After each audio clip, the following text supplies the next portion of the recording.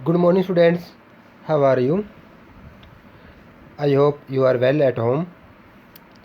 Students, कल जो है हम टॉपिक कर रहे थे भारत में जो भू संसाधन है उसके उपयोग कि कौन कौन से क्षेत्र में जो है भूमि का जो उपयोग किया जा रहा है। आज हम करेंगे कि वो जो भूमि का हम उपयोग कर रहे हैं अब उसमें कितना परिवर्तन आया है, उस भू उपयोग के परिवर्तन के बारे में जो है आज हम पढ़ेंगे। तो सबसे पहले यहाँ पर ये कहता है कि जो गैर कृषि कार्य है उनमें भूमि के अंदर जो है वृद्धि दर जो वो अधिकतम रही है, कि जो जिस भूमि के ऊपर कृषि हो रही है उसमें भी बदलाव आया है, बट जो गैर कृषि कार्य जो हुए हैं उनमें ज़्यादा बदलाव आए हैं। कारण क्या है ये बदलाव के? ये कारण है कि भारतीय जो अर्थव्यवस्था है वो बदल रही है, चेंज हो रही है। भारत जो है वो एक विकासशील देश बन चुका है और अपनी तरक्की कर रहा है। तो अर्थव्यवस्था के अंदर जो बदलाव आया है तो उसका प्रभाव जो है हमें देखने को मिला है। अब हम जो औद्योगिक निर्भरता, सेवा सेक्टरों और अवसंरचना संबंधी जो है विस्तार पर जो है और उत्तरोत्तर जो है बढ़ावा या बढ़ रही है। इसके अतिरिक्त गांव व शहरों में बस्तियों के अंतर्गत क्षेत्रफल में भी विस्तार व वृद्धि हुई है, क्योंकि जनसंख्या लगातार बढ़ती ही जा रही है। और गैर कृषि कार्य में प्रयुक्त भूमि का प्रसार कृषि योग्य व्यर्थ भूमि तथा कृषि भूमि की हानि पर हुआ है। तो यहाँ पर जो हम देख सकते हैं कि इसका जो परिवर्तन जो है वो देखने को हमें मिल रहा है। सेकंड पॉइंट है, जैसा कि पहले वर्णन किया गया है कि देश में वन क्षेत्र में वृद्धि सीमांकन के कारण न कि देश में वास्तविक वन असंदित क्षेत्र के कारण, यहाँ वन क्षेत्र के अंदर भी जो है वृद्धि हुई है। बच्चों, अपने भारत के अंदर जो है 33% भूमि के ऊपर जो है वन होने चाहिए, बट ये काफ़ी कम है। एक बार जो है हमारा यहाँ 22% तक जो है वो पहुँच चुका था, लेकिन अब जो है हमने लगातार जो है इसके अंदर वृद्धि करते आ रहे हैं। तो ये हमारे लिए जो ना काफ़ी एक पॉजिटिव जो ना वो बेनिफिट रहा है इसका। वर्तमान प्रति भूमि में वृद्धि के दो कारणों से समझा जा सकता है। वर्तमान प्रति क्षेत्र में समय अनुसार काफ़ी उतार चढ़ाव की प्रवृत्ति रही है, जो वर्षा की अनियमितता तथा फसल चक्र पर निर्भर है। तो यहाँ जो है प्रति भूमि के अंदर भी जो है बदलाव देखने को मिल रहा है। अब हम बात करते हैं कि जो भू उपयोग है उसका जो क्षेत्रीय अनुपात में गिरावट आई है, चाहे वो बंजर भूमि है, चाहे वो व्यर्थ भूमि है, चाहे वो कृषि योग्य व्यर्थ भूमि है, भूमि चरगाह तथा त्रु फसलों के अंतर्गत या निबल बोया क्षेत्र जो इसमें शामिल किया गया है। इनके घटते क्रम की व्याख्या निम्न कारणों द्वारा की जा सकती है। सबसे पहला कारण बताता है कि समय के साथ जैसे जैसे कृषि तथा गैर कृषि कार्यों हेतु भूमि पर दबाव बढ़ा, वैसे वैसे व्यर्थ एवं कृषि योग्य व्यर्थ भूमि में समय अनुसार कमी इसकी साक्षी है। तो बच्चों, यहाँ पर क्या कहता है कि जो कृषि और गैर कृषि कार्यों जो हेतु भूमि पर दबाव लगातार बढ़ता जा रहा है, क्योंकि जनसंख्या बढ़ती जा रही है, उससे कृषि के ऊपर भी दबाव बढ़ता जा रहा है, और जो गैर कृषि जो भूमि है उसके ऊपर भी दबाव बढ़ता ही जा रहा है। निबल बोया क्षेत्र न्यूनतम एक वर्तमान घटना है जो 1990 के दशक से आरंभ हुई। इससे पहले निबल बोया क्षेत्र धीमी गति से जो है वो दर्ज किया गया, लेकिन हरित क्रांति के बाद जो है इसके अंदर जो बढ़ोतरी देखने को मिली है।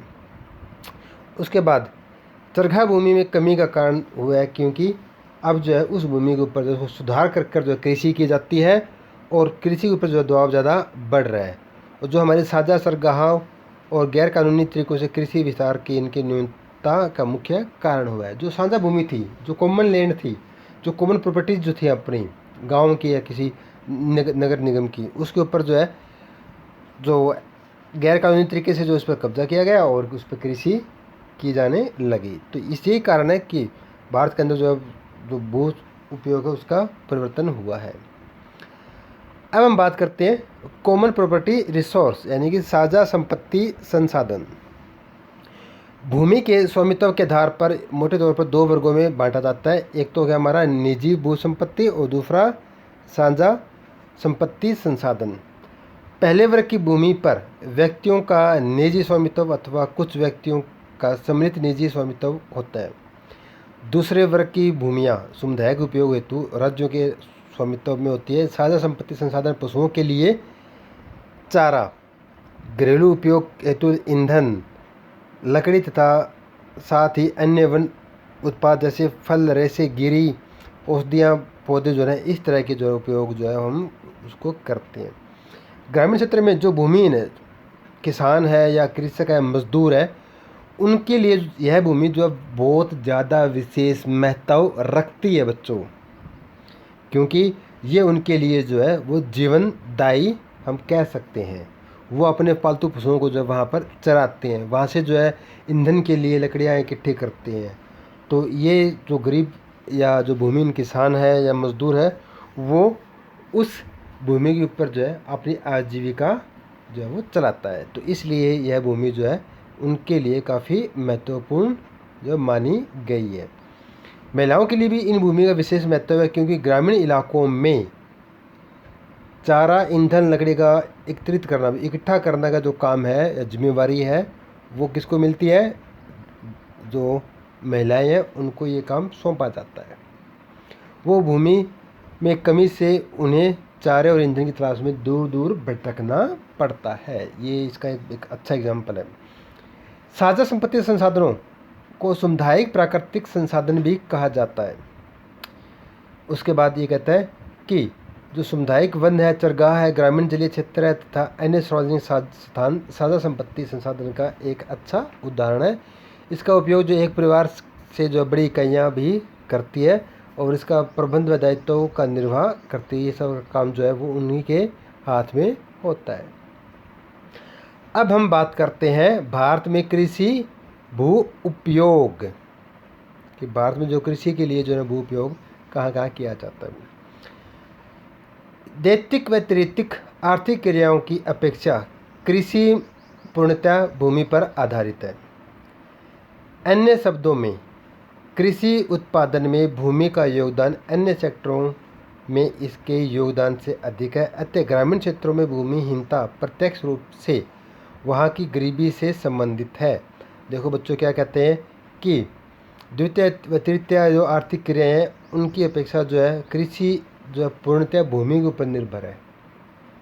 और हम ये भी कह सकते हैं कि भूमि का जो योगदान है वो अन्य सेक्टरों के योगदान से अधिक है। ग्रामीण क्षेत्रों में जो भूमिहीनता जो ना वो उसके हम कहेंगे कि वो जिसके पास भूमि नहीं है वो गांव के अंदर उसको गरीब माना जाता है। जिस किसान के पास, जिस जमींदार के पास जितनी अधिक भूमि है वो समाज के अंदर उतना ही जो है एक प्रमुख या एक मुख्य व्यक्ति जो उसको माना जाता है, एक प्रसिद्ध व्यक्ति उसको माना जाता है। यहाँ पर जो उसका हम कहेंगे एक स्टेटस सिंबल जो है वो गांव के अंदर भूमि को ही माना जाता है। जिसके पास जितनी ज़्यादा भूमि उसका उस समाज के अंदर उतना ही ज़्यादा स्टेटस सिंबल माना जाता है। भूमि की गुणवत्ता कृषि उत्पादकता को प्रभावित करती है, जो अन्य अन्य कार्यों में नहीं होता। थर्ड पॉइंट क्या कहता है ये? थर्ड पॉइंट, ग्रामीण क्षेत्रों में भू स्वामित्व का आर्थिक मूल्य के अतिरिक्त सामाजिक मूल्य भी। देखो बच्चों, मैंने पहले आपको बताया था कि समाज के अंदर जो है उसकी कीमत या उसके जो हम स्टेटस सिंबल जो है वो ज़्यादा मजबूत माना जाता है। और हम देखते हैं कि जो प्राकृतिक आपदाओं या निजी विपत्ति में एक सुरक्षा की भांति है और समाज में प्रतिष्ठा बढ़ाता है। तो यहाँ पर जो भूमि इतना ज़्यादा योगदान माना जा रहा है।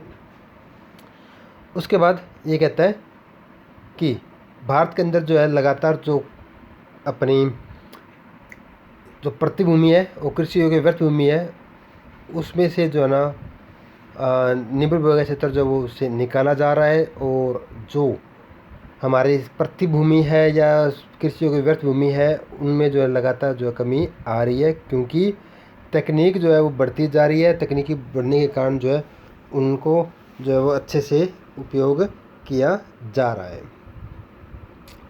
अब हम बात करते हैं कि जो निबल बोया गया क्षेत्र का भूमि का उपयोग किस तरह से जो है वो निकाला जाता है। बच्चों इसकी जो ना हम देखते हैं कि सस्य गहनता के आधार पर जो है हम भूमि की जो उपयोग है, कृषि के अंदर जो भूमि का उपयोग है वो किस प्रकार किया जा रहा है, उसका फार्मूला सस्य गहनता के माध्यम से जो है उसको हम निकाला जाता है।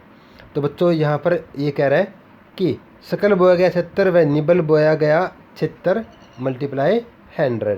तो इसके अंदर जो ना ये कहता है कि जो सस्य गहनता है उसका निकालने का फार्मूला बहुत ही सिंपल है। इसमें कहता है कि जो कृषि गहनता है वो सकल बोया गया क्षेत्र बटा में निबल बोया गया क्षेत्र गुना में 100। देखो बच्चों जो निबल बोया गया क्षेत्र सिंपल से एग्जांपल है कि निबल बोया गया क्षेत्र हमारे पास जो है 10 एकड़, हमने एग्जांपल लिया इसका 10 एकड़ जो हमारे पास इसका क्षेत्र है। सकल बोया गया क्षेत्र क्या होता है कि हम साल में उस भूमि के ऊपर कितनी बार जो है फसल ले रहे हैं। फॉर एग्जांपल हमारे पास 10 एकड़ ज़मीन है और अगर हमने जो ना पूरे साल के अंदर जो है भूमि पर जो है 2 बार जो हमने कृषि की, तो यहाँ पर क्या हो जाएगा 10 गुणा में 2 बटा में 10 और यहाँ मल्टीप्लाई 100। तो इससे क्या होगा कि 0 से 0 ये कट जाएगी, तो ये यहाँ पर हमारा आ जाएगा इसका आंसर 200। तो यहाँ पर जो है जो कृषि गहनता या सस्य गहनता जो है वो 200 आ जाएगी कि हमने जो ना उस भूमि को जो है इतने % जो है उसको यूज किया है। तो ये जो है एक सिंपल सा और सीधा सा जो है इसका फार्मूला है जिसके माध्यम से जो है हम सस्य गहनता जो है वो निकाल सकते हैं। यहाँ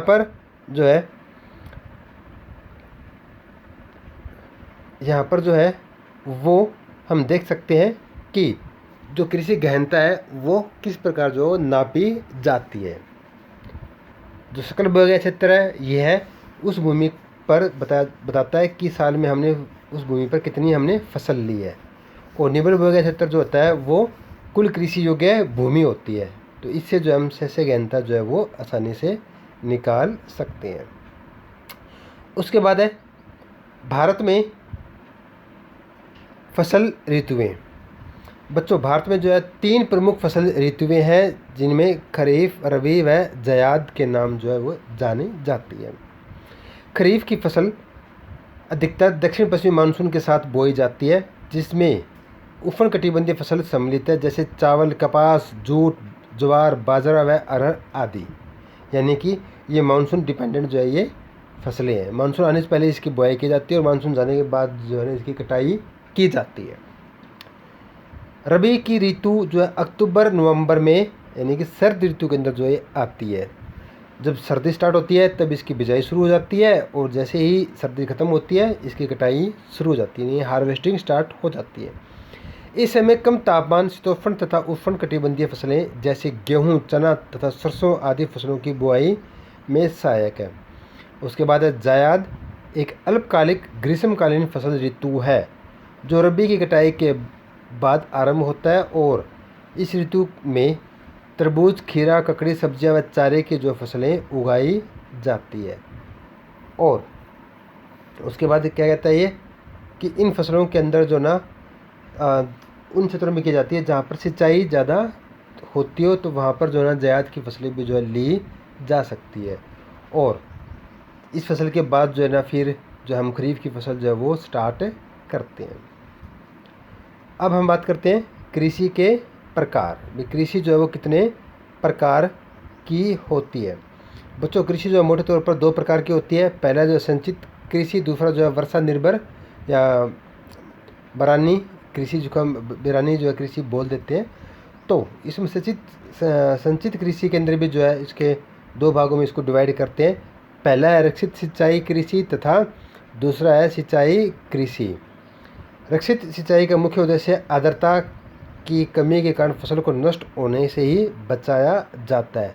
उससे ये मोटिव नहीं है कि जो है फसल का उत्पादन बढ़ाया जाए, उसमें मेन मोटिव यही होता है कि फसल जो है वो जब पानी की कमी की वजह से ख़राब हो रही होती है तब उसमें पानी लगाया जाता है, अदरवाइज़ जो उसमें पानी नहीं लगाया जाता। तो बच्चों इस प्रकार की जो कृषि होती है उसमें उत्पादन ज़्यादा नहीं होता क्योंकि वह जो है कृषि को एक तो पानी की जो है मात्रा वहाँ कम होती है, सिंचाई के लिए जो है पानी की व्यवस्था ज़्यादा नहीं होती। दूसरा जो है उस क्षेत्र के अंदर जो ना सिर्फ फसल को बचाने के लिए ही जो है वहाँ सिंचाई की जाती है। दूसरा जो हमारा आर्द्रता या उत्पादक सिंचाई, इसमें जो है हम सिंचाई बार बार करते हैं और उसकी वजह से क्या होगा कि उत्पादन में जो है वो बढ़ोतरी दर्ज की जाती है। तो इस प्रकार जो है कृषि जो है ना वो उत्पादन के आधार पर जो है हमने इसको 2 भागों में डिवाइड किया है। उत्पादक सिंचाई में जल निवेश की मात्रा रक्षित सिंचाई की अपेक्षा अधिक होती है। वर्षा निर्भर कृषि भी कृषि ऋतु में उपलब्ध आर्द्रता मात्रा के आधार पर 2 वर्गों में बांटा गया है। देखो बच्चों, सिंचाई के आधार पर हमने 2 भागों में बांटा। एक तो था हमारा कि रक्षित और दूसरा था हमारा उत्पादक। जबकि जो वर्षाधारित जो कृषि है उसके अंदर क्या है, एक होगी हमारी शुष्क भूमि कृषि और दूसरी होगी हमारी आर्द्र भूमि कृषि। इनमें जो है शुष्क भूमि खेती जो है मुख्यतः उन प्रदेशों तक सीमित है जहां वार्षिक वर्षा बच्चों कितनी होती है, 75 सेंटीमीटर तक जो है रेनफॉल होती है। वहाँ पर जो है शुष्क भूमि कृषि जो है वो की जाती है। यहाँ पर रागी, बाजरा, मूंग, चना, ग्वार जैसी फसलें जो है वो उगाई जाती है। जबकि आर्द्रता संरक्षण तथा वर्षा जल का प्रयोग की अनेक विधियाँ अपनाई जाती है यहाँ पर। और जो आर्द्र कृषि क्षेत्र है वहाँ पर जो है वर्षा जल पौधों की जरूरत से अधिक होती है। प्रदेश बाढ़ तथा मृदा अपरदन का सामना करते हैं। इन क्षेत्रों में फसल उगाई जाती है जिन्हें पानी की अधिक मात्रा आवश्यकता होती है, जैसे चावल, जूट, गन्ना आदि जो है। इस तरह की जो कृषि है वो आर्द्र भूमि कृषि इनको बोलते हैं। तो बच्चों आज के लिए इतना ही। नेक्स्ट जो टॉपिक होगा हमारा वो खाद्यान्न फसल, जिसमें चावल, गेहूँ जैसी जो फसलें हैं उनके बारे में जो है हम अच्छे से पढ़ेंगे। तो thank you students, have a nice day, good bye.